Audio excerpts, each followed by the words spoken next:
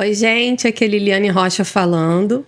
E a gente está começando mais um episódio do podcast Infância Nutrida. E hoje eu tenho uma convidada que se chama Luísa Sotero. Acertei, né? Ela é neuropediatra e a gente vai falar sobre o TDAH. E ela vai explicar que essa sigla tão famosa, né, que todo mundo está falando tanto, significa e o impacto, né, na vida das crianças e das famílias. Bem-vinda, Luísa, e a palavra é sua. Oi, tudo bem? Prazer. Deixa eu falar então. TDAH, na verdade, significa transtorno do déficit de atenção e hiperatividade. Mas ele não precisa ser necessariamente desatento e hiperativo. A pessoa que tem TDAH, ela pode ser só desatenta ou pode ser só hiperativa e impulsiva. Apesar do impulsividade não estar dentro do nome do TDAH, tá? E, o mais importante, é um transtorno do desenvolvimento invasivo, que é um transtorno psiquiátrico, então não é uma característica somente da pessoa. Sendo um transtorno, ele obrigatoriamente traz algum grau de prejuízo para a vida da pessoa e da criança. Então, se a criança ela é desatenta, ela é um pouco agitada, e ela não tem prejuízo nenhum por conta disso, ela não tem um transtorno, então ela não é TDAH. Ela pode ser agitada e distraída sem ser TDAH. Isso é importante, gente, porque todo mundo hoje fala que é TDAH. Ah, tá distraído, é TDAH. Ah, tá pulando, não sei o quê. Ah, é TDAH, tá super hiperativo, né? Lá. E não é, isso é importante definir o que é o que aqui, né? É muito diferente. Quando é uma criança que tem prejuízo real, se você comparar com uma que é só agitada ou uma desatenta, é muito diferente. Porque o TDAH verdadeiro, quem tem prejuízo pro resto da vida. Claro que tratando a gente tem uma resposta melhor, a gente evita algumas comorbidades.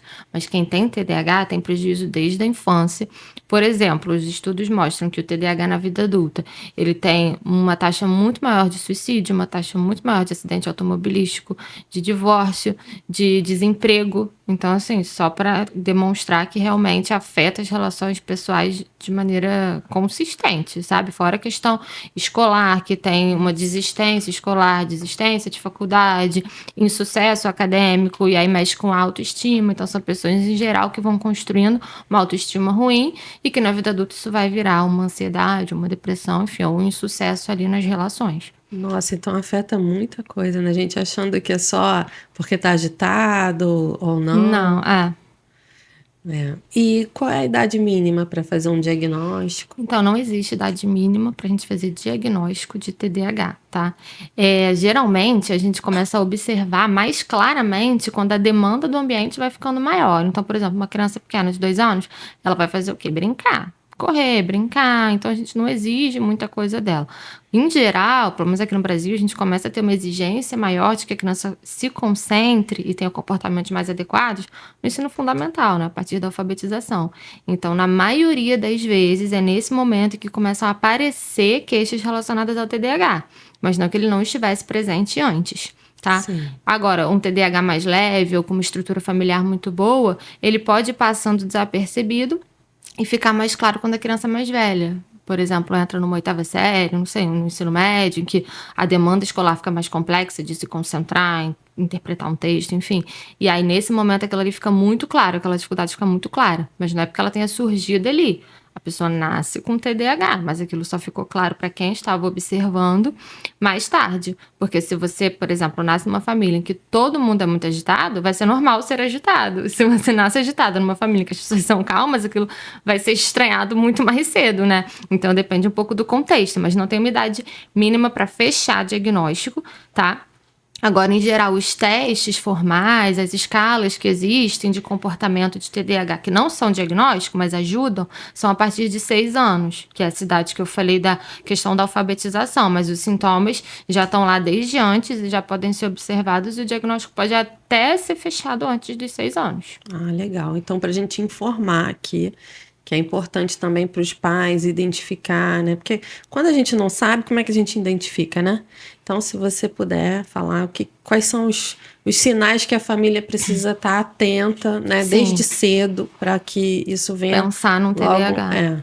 Então, assim, é importante a gente saber que o TDAH tem um forte componente genético. Então, realmente, se você tem um pai ou uma mãe com um diagnóstico fechado, a chance do filho ter TDAH é maior do que um casal que não tenha TDAH, tá? Então, realmente, a gente tem que ter isso em mente. A chance é muito maior.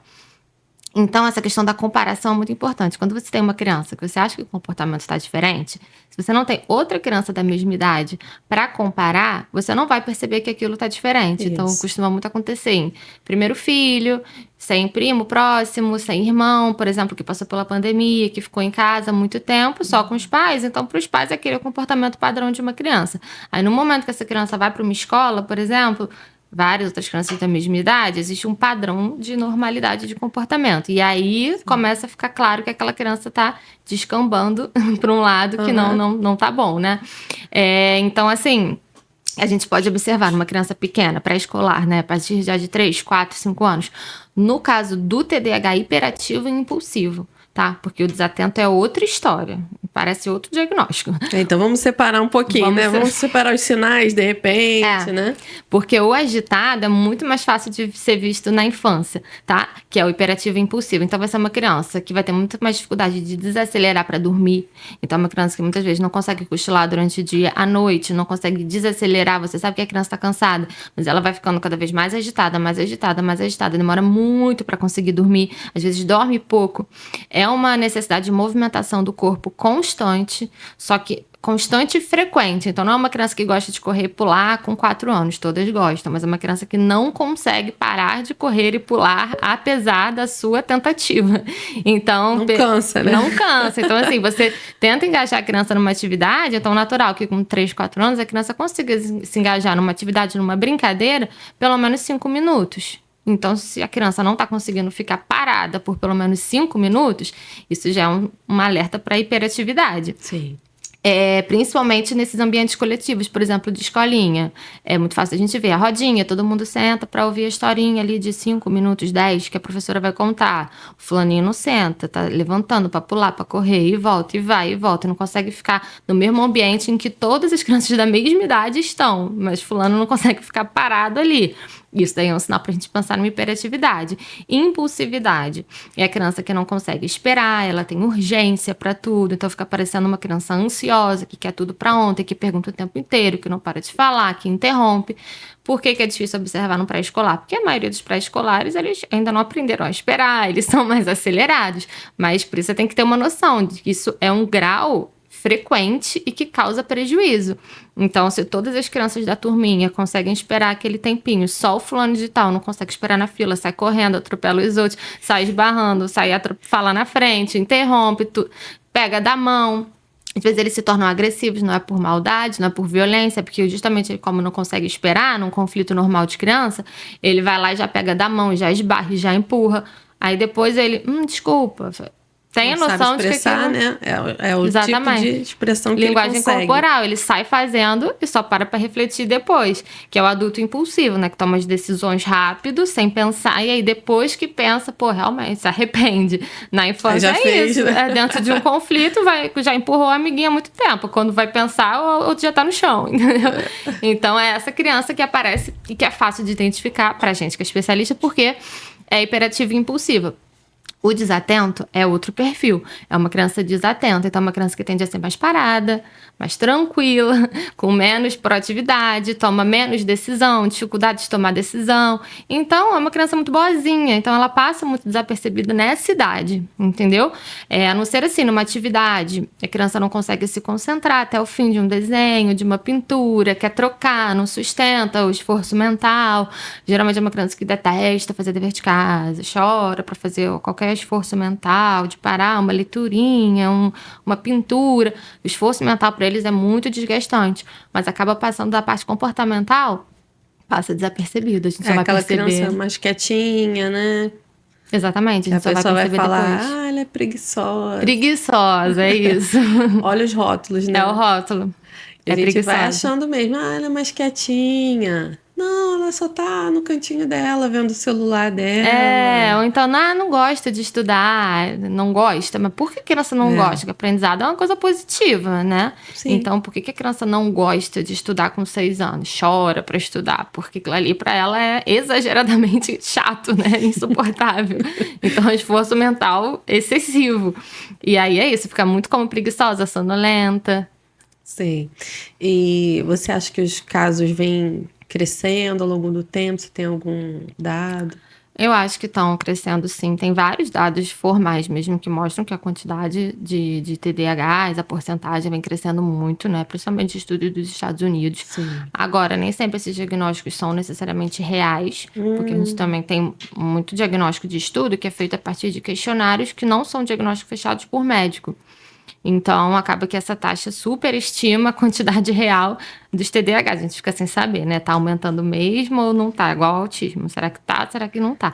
Mas, de fato, o que tem é o aumento da informação. Então, realmente, os meus pacientes, todos TDAHs, que às vezes tem um pai ou uma mãe com TDAH, a mãe e o pai nunca foram vistos na infância, porque há 15 anos atrás não tinha a menor chance de uma criança ser diagnosticada, a não ser que ela fosse insuportável. Entendeu? Aí tomava calmante. Mas não tinha diagnóstico, não tinha tratamento, era evasão escolar, repetir de ano mesmo. E assim, vida que segue, vai criando estratégia e sobrevive. Claro, não mata, TDAH não mata, assim. Sobrevive. Mas é assim, não tinha diagnóstico antigamente. Hoje em dia tem informação, as escolas já estão um pouco mais de olho, as mães conseguem entrar numa rede social e ver uma coisa e pensar. Então, já tem menos preconceito, né? Hoje, inclusive, tem gente que até acha bom ter um diagnóstico. Então, assim, é muito mais fácil para as pessoas buscarem ajuda. Não, e tem gente que acha bom, como você estava falando, eu ri, porque fica aquela coisa, não, eu tenho TDAH, como se isso fosse uma coisa. Igual você falou, uma personalidade, um traço de personalidade. E não é, exatamente, não é um traço de personalidade, é um transtorno que causa prejuízo invariavelmente. Se não causa prejuízo, não é TDAH, é igual ao autista. Fulano é autista, eu acho que eu sou autista, mas calma aí, se você nunca teve prejuízo na sua vida, impossível você ter um diagnóstico psiquiátrico se você não tem prejuízo nenhum. Entendeu? Então, são os extremos, né? É aquele que, não é nada, né? E não procura ver. Isso. E é aquele que não é, mas rotula. Vai lá rotular dizendo que é, né? Saúde mental é muito difícil por isso, né? Ainda mais em criança. Porque, por um lado, tem os que falam, isso não é nada da infância, eu era assim, fulano era assim, todo mundo era assim. E não morreu. E não morreu, tô aqui. Não era pra morrer, só pra saber. Por isso que eu falo, a doença psiquiátrica não mata. Então, onde eu saiba, né? E os outros, ao contrário, que tem algumas mães que ficam meio neuróticas, então já começam a buscar ali o mínimo detalhe. Meu Deus, mas será que isso é normal? Mas enfim, ainda prefiro as que buscam detalhe do Isso que eu ia falar, ainda prefiro, porque a informação sempre vai trazer, né, a mente mais predisposta a mudar, né, e a procurar os profissionais. Também não adianta se informar e tirar conclusões você, né, por si só, né, a pessoa não tem como... Hoje a gente tem muito isso, né, entra lá no YouTube, no Instagram, né, bota lá, meu filho é TDAH. Quais os sintomas? Responda o questionário e descubra se ele tem TDAH. Entendeu? E é bom se informar, mas tendo sempre em mente de procurar, né? Um profissional que seja habilitado. E tem profissionais também que às vezes não ajudam, né? Não faz um diagnóstico. E aí a mãe... Eu estava ouvindo uma história de que uma criança que estava com tanto problema e ela passava por vários profissionais e vai pro físio, vai pro TO, vai pra Nutri, vai não sei o quê. E aí os pais também vão ficando cansados, né, com aquilo, a criança também não tem um diagnóstico, enfim. E aí os pais, quando chegam assim para você, já tem alguma noção, né, dos sinais, né, igual você falou, e como é que é feito o tratamento? Então, geralmente assim, o tratamento de primeira coisa mais importante, a gente ajustar a rotina da criança. Porque a rotina da criança pode deixar ela agitada. Então, a primeira coisa, por exemplo, tela, excesso de tela, deixa qualquer criança do mundo, até o que tem menos TDAH do mundo, vai ficar agitado se ele passar o dia vendo tela. Todo mundo que vem aqui, todos os convidados falam sobre tela.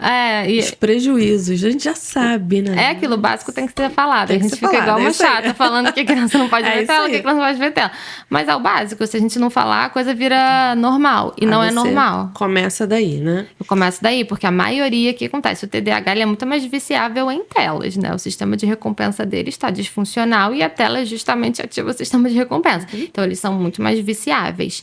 E quanto mais curto for o vídeo, menos tempo de atenção aquele cérebro vai estar trabalhando, certo? Então, o que é hoje em dia? O YouTube e o TikTok, eles passam de um vídeo de 1 minuto, sei lá, 30 segundos para outro o tempo inteiro. Então, a criança hoje na tela, ela não assiste nem um filme ou um desenho animado, ela assiste um vídeo de segundos. Então, assim, ela não tem nem tempo de trabalhar, início, meio e fim, tempo de espera, não tem nada disso.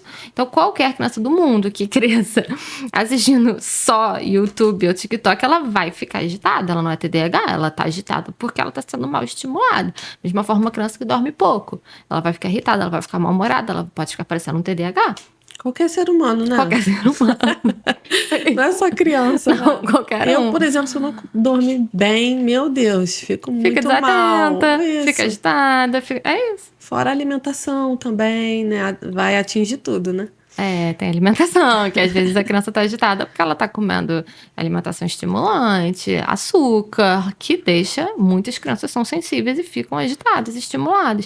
Então, eu não vou dizer que a criança tem TDAH se ela tá assistindo videozinho o dia inteiro, se ela tá comendo chocolate, açúcar, cafeína, guaravita, mate, Coca-Cola. Não faz o exercício, dorme mal. Aí a gente tem que ajustar isso pra ver quem veio primeiro, ovo ou a galinha. É isso aí. Às vezes a pessoa tá achando que é o TDAH, mas a rotina, quando você vai ver, faz um ajuste que já traz uma solução. Funciona 100%. Funciona 100%. E quando não funciona, aí você vai fazer os testes. Aí quando a gente entende realmente que existe um TDAH, na verdade o diagnóstico ele é clínico, pelo histórico da criança. Claro, alguns testes que a gente consegue fazer na própria consulta com a criança, um relato da escola, de repente uma avaliação da psicóloga, enfim, a gente já consegue fechar esse diagnóstico, tá? Perante o diagnóstico, a gente faz as mudanças de rotina e parte para outros tipos de tratamento. O tratamento padrão ouro, que tem mais eficácia, é o remédio, o tratamento medicamentoso, tá? A terapia ajuda muito, a psicologia, né? Ajuda muito a criança a criar estratégia de autorregular, ajudar a família a lidar com aquela criança. Mas, de fato, o que muda uma chave no cérebro é o remédio. E é pra sempre? Como é que é isso? Então, todo mundo pergunta isso. Vai tomar pro resto da vida, tadinho, fulano é pequenininho. Eu falo, calma, nada é pra sempre. Não, a princípio... avaliando, né? A princípio, assim, é um remédio que vira uma chave e o objetivo é que a criança zere ou chegue próximo a zerar os sintomas de TDAH. Então, ela passa a funcionar com uma concentração, sem uma hiperatividade. Então, isso é muito bom, porque a criança passa a atingir o potencial dela. Social, acadêmico, tratando o TDAH. Então, assim, não tem por que a gente suspender esse medicamento rápido. Até porque não é um tratamento curativo. Não é, eu vou dar o remédio, o TDAH vai curar. O TDAH vai estar lá pro resto da vida, não tem remédio curativo ainda. Só que o remédio é para controlar os sintomas, né? Então, ao longo da infância, é comum, quando a criança vai bem com o remédio, a gente manter.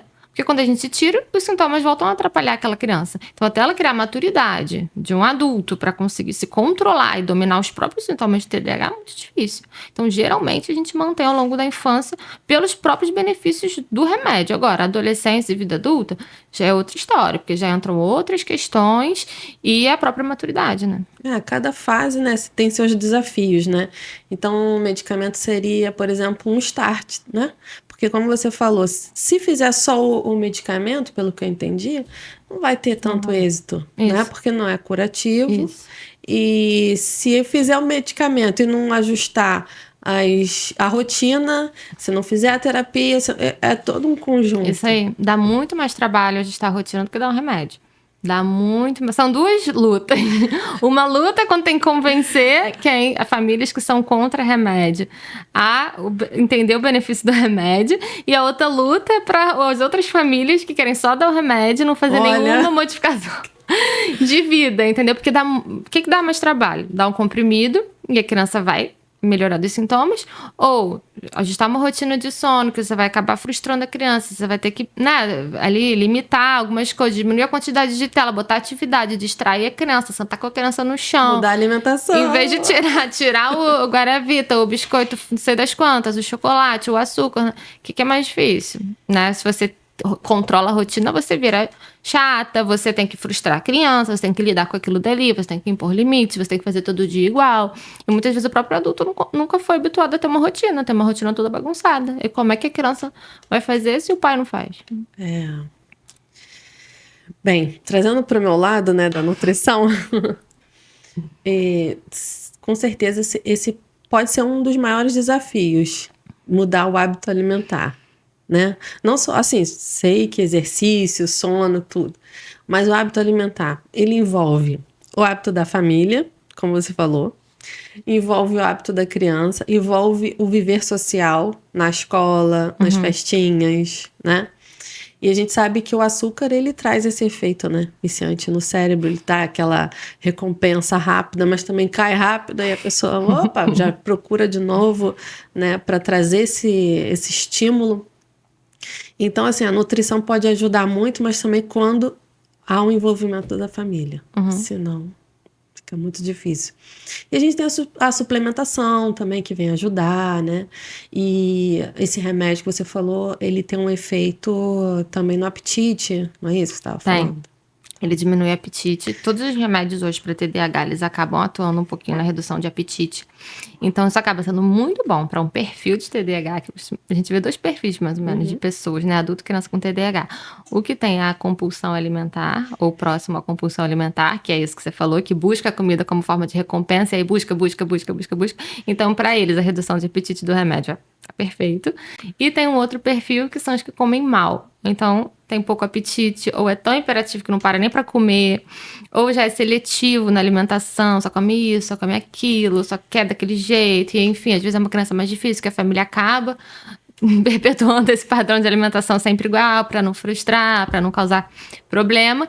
E aí, nesses, o remédio é problemático, porque se a gente tem uma alimentação ruim, uma criança magrinha, a gente faz um remédio que diminui o apetite, que muitas pessoas tomam para emagrecer, a gente não consegue sustentar o tratamento. É porque, assim, o hábito da criança é de comer besteira. Ela só vai diminuir o volume, a quantidade, né? Porque ela tá sem fome, ela diminuiu a quantidade. É isso. Mas o que pode acontecer? Pode ter uma hipovitaminose, né? Pode ter tanta coisa, gente. Pode ter... E, assim, a alimentação é a base de tudo. Então, dentro disso, eles fazem acompanhamento, né? Na nutrição, a gente tem muito resultado positivo quando há o envolvimento da família, mas é uma coisa assim preocupante a questão do remédio, porque a gente sempre pergunta, é para sempre, né? Porque vai ter que lidar com aquilo, e tem as famílias que você falou, não aceitam, né? E a alimentação que não é boa no dia a dia, e ainda tem o remédio que diminui a fome da criança, olha o desafio. Isso aí. E aí a criança já vai naturalmente, quando você tá sem fome, você vai optar por comer o quê? O que você gosta muito. Você gosta mais. E aí ela vai comer o biscoito e não vai almoçar. Então o almoço que já era meio ruim vai ficar zerado, não vai existir esse almoço. Então a gente fica com uma nutrição muito ruim. Às vezes eu tenho que tirar o remédio por conta disso, da criança chegar a emagrecer, e obviamente não é o objetivo do tratamento, né? Atrapalhar o crescimento da criança. E outras vezes, que é o melhor, é encaminhar para nutrição, para tentar que nas refeições que a criança faz, a gente faça uma refeição de qualidade, a gente aumente a quantidade de caloria. Só que a gente não sabe fazer isso. A gente acha que sabe. Calórica, né? A gente acha que sabe, mas a gente não sabe. Então, muitas vezes as pessoas tentam e fazem da forma errada, entendeu? Porque tem suplemento alimentar que é calórico, tem outros que é açúcar, tem, né, coisas que fazem sentido, coisas que não fazem dentro da alimentação. Às vezes a pessoa tá achando, igual a história do, feijão tem ferro, aí, tipo, carne tem muito mais. Só que aí, em vez da carne, acha que assim... Aí coloca a beterraba, e a beterraba não ajuda, gente. Beterraba no feijão não funciona, tá? Pra ferro, o melhor é carne. É tipo isso. E aí a gente precisa de uma nutrição pra combater que a criança emagreça, porque senão o tratamento vai por água abaixo. E fora a nutrição, o que mais que a gente pode buscar, né, para esse tratamento? Então, tem a rotina que eu falei, suplementação de vitamina, né? Muito se fala sobre isso e tal, tira isso da alimentação, tira glúten, lactose, alumínio, sei lá das quantas, panela. Então, não tem nenhuma comprovação científica mesmo de que a gente vai tirar alguma coisa do alimento e o TDAH vai melhorar. O que tem é o que a gente sabe, que a gente falou aqui, o chocolate, o estimulante, o açúcar, isso daí a gente sabe, uma alimentação minimamente saudável como qualquer outra criança deveria ter. Mas não existe nenhuma suplementação de vitamina que vá alterar o sintoma do TDAH, a não ser que a criança tenha uma anemia diferente, uma deficiência de ferro, por isso que é bom um acompanhamento médico. Né? Exatamente. Ver como é que tá a tireoide dessa criança, porque pode ter outra coisa, né? Pode não ser só TDAH. Mas estando tudo certo, não tem nenhuma outra coisa que a gente precise fazer além da alimentação, do remédio, e aí vem todo o resto, que aí a gente pode ter em várias formas, assim, depende da demanda da criança. Por exemplo, pode entrar fono, psicóloga, neuropsicóloga, psicopedagoga, terapia ocupacional, adaptação na escola. Aí você imagina essa família super cansada, né? Vai pra cá, vai pra lá. E às vezes tudo isso não tá adiantando, porque não adianta você estar na terapia também, você tem que saber o que tá sendo feito na terapia. Não adianta seu filho fazer 5 terapias e você não saber nem o que tá sendo trabalhado. Às vezes acontece isso, os profissionais passam por um monte de terapia e não tá adiantando, porque nenhuma terapeuta tá trabalhando de fato. Às vezes o que tem que ser trabalhado, entendeu? Então às vezes a criança só precisa de uma TO para trabalhar uma integração sensorial, mais nada. Às vezes a criança só precisa de uma psicóloga ou só precisa de um ajuste na escola. Às vezes o que tá errado é o ambiente da escola. E como é que ela vai saber isso sozinha, Não né? vai. A família tem que ter um profissional para, né, acompanhar os passos, né? Acompanhar pra caminhar os passos. junto ali. Porque um desafio muito grande nosso também é em relação à escola. Porque, e aí, a criança TDAH? Às vezes a gente não consegue melhorar tanto com remédio, ou porque é efeito colateral, não consegue subir a dose, enfim, a criança continua ali com muito sintoma de TDAH. E aí tem a dificuldade, né, de comportamento e de aprendizado. E as escolas estão prontas para isso? Eles têm direito, por lei, a adaptações. Mas também não é dar adaptação para todo mundo, porque tem criança que não precisa e fica ali com aquilo ali igual uma bengala. Então tem que ter alguém para estar vendo. Isso aqui tá precisando agora? Não tá? Que tipo de adaptação tem que ser feita? E não largar ali de lado, ou deixar a criança fazer o que ela quer, ou dar adaptação igual para todo mundo, porque não é igual, tem que ser individualizado. Um TDAH é completamente diferente do outro. Então, uma criança com TDAH pode ser quietinha ali no canto, que tá só tirando nota baixa, mas estuda pra caramba, e pode ser TDAH igual o outro, que não para um segundo, sabe? E acaba até tirando nota alta. Exatamente. E aí, sabe, ele pode ter uma inteligência, uma capacidade cognitiva alta que tá compensando. Então, ele tá sem parar de falar um segundo, mas tá captando a mensagem. E existe o TDAH com hiperfoco? Existe hiperfoco no TDAH. É diferente do hiperfoco do autista. Não é assim tão seletivo. O hiperfoco do TDAH é como se fosse assim, a sua atenção, você deveria estar aqui, prestando atenção no que eu tô falando, e você pode até pensar em outras coisas também. Mas geralmente a área que a nossa atenção tá voltada são áreas diferentes, né? O TDAH não, ele tem uma área de interesse, então ele pensa demais naquilo dali, que é a área de interesse dele, e foca menos nas outras coisas, nos outros estímulos em que ele deveria estar prestando atenção. Então costuma ser assim, gosta muito de uma coisa, e aí se aprofunda muito naquilo, só que perde o interesse rápido. Então, isso em qualquer coisa, até em relação com as pessoas, faculdade, curso. Gosta muito de uma coisa aí, ativa o sistema de recompensa. Nossa, tô muito animado, muito empolgado. Daqui a pouco, não é isso mais não. Nossa. Aí vai pra outro. Não. Aí não termina nunca a faculdade, não termina nunca o curso, não chega ao final de nenhum trabalho, não, entendeu? Eu sou um adolescente, né? Pra escolher a profissão que vai seguir. É difícil, porque cada hora é uma coisa, porque é esse hiperfoco que, na verdade, é uma disfunção da parte da atenção, não é o hiperfoco igual do autista, é totalmente diferente. Ele tem noção do que tá acontecendo, né, em volta, ele consegue se concentrar, mas ele foca mais naquilo ali e vai até um ponto. E dali... exagera no início e depois não sustenta. Deve ser por conta do centro de recompensa, né? Foi até um momento que ele sentiu, né? Muito prazer ali, muita empolgação. E aí depois... não tem mais graça. Como se fosse assim, entendeu? E aí, pula pra outra coisa que ative muito. Tanto que eles são muito mais vulneráveis a... vício em tela, vício em drogas, vício em substância, por conta disso, porque a pessoa é mais viciável, porque ela busca aquilo ali de uma forma muito intensa, e aí depois a intensidade vai embora, então ela precisa buscar uma coisa mais intensa, depois uma coisa mais intensa, entendeu? É complicado, nossa. E a pandemia também trouxe muitas revelações, né? Não só revelações, mas piorou muito a nossa qualidade de vida, vamos dizer assim, em muitos aspectos, né? E as crianças também sofreram com isso, né? Você acha que isso também pode ter piorado muito, né? Os TDAHs, coitado. Eu acho que assim, a pandemia teve um lado bom, que eu costumo falar, que tem pais... Lado bom? Como assim? Pra mim teve um lado...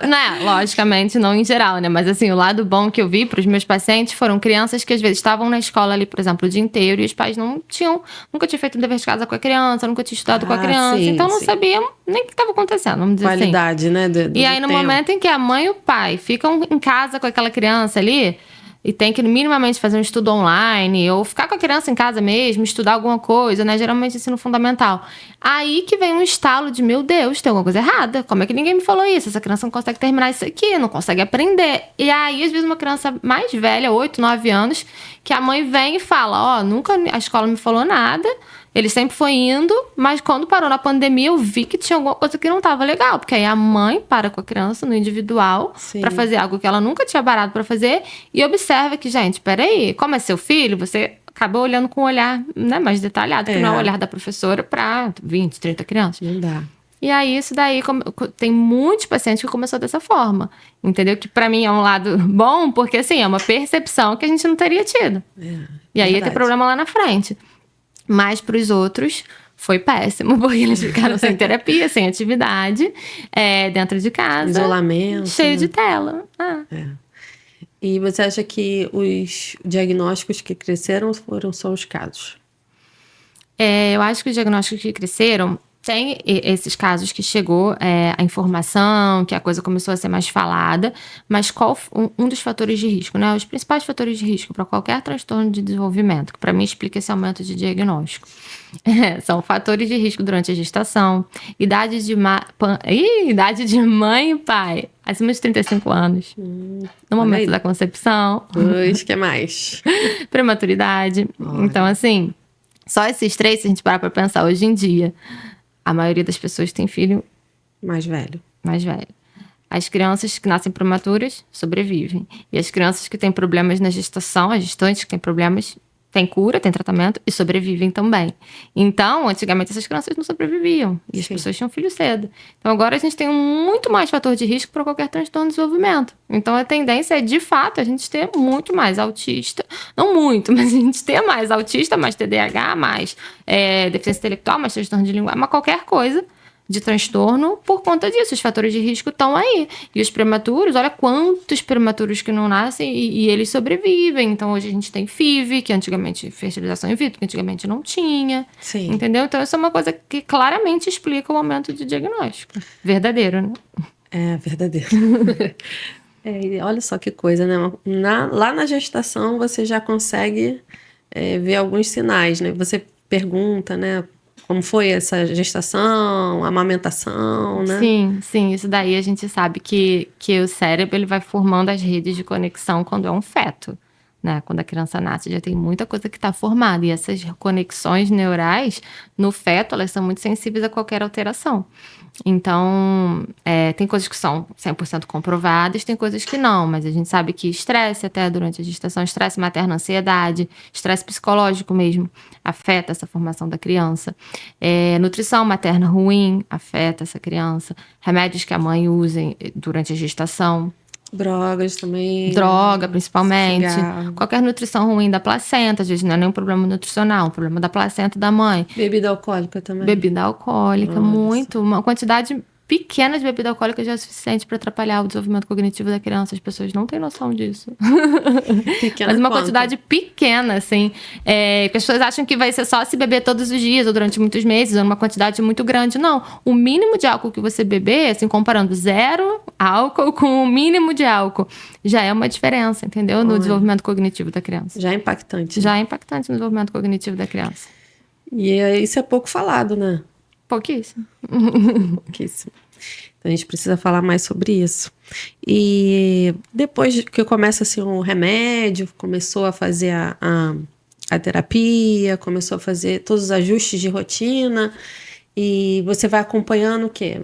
Ano a ano, semestre? Tem assim alguma... Não tem um padrão, não tem um padrão. Depende muito da criança. Tem crianças que têm outras comorbidades, porque muitas vezes o TDAH não vem sozinho. O TDAH vem com autismo, ou vem com uma dislexia, ou vem com uma questão psiquiátrica, psicológica, enfim. Então, quando vem com comorbidade, o acompanhamento é mais de perto, né?